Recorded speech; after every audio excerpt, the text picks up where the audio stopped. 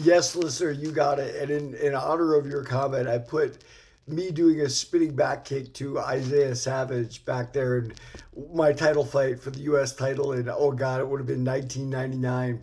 And yeah, I mean, Isaiah Savage had no athletic talent. I had no athletic talent.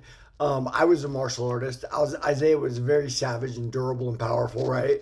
And the mix made the fight, right? That's what we did back then. And I remember talking to Jason Lambert, who was a training partner of mine for a short while, and he talked about that. He's like, dude, you guys fighting back then, there was no money in it, so you guys were just essentially tough guys. You did it for the thrill of getting in there and battling it out and whatnot.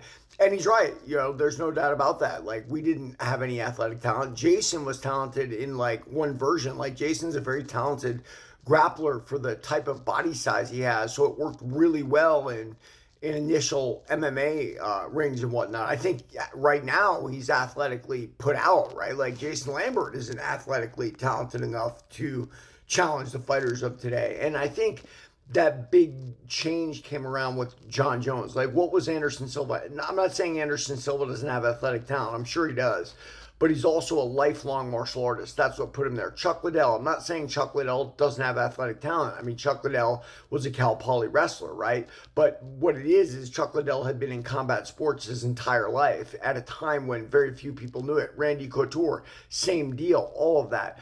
So the athletes have gotten better and better until you enter John Jones, and then you've got a real athlete, and it explains his domination on top of the division. Doesn't matter if Lyoto Machida's been doing kata since he was 5, right? Like John Jones is going to choke him out with his own types of moves, right? Like a guillotine. Not that that's Lyoto's move or anything like that, but the point made, like, once the athletic talent gets there, guys who are hanging on by toughness or hanging on by experience that others didn't have is no longer there. Like, I mean, I obviously would have had no chance, and I totally get that.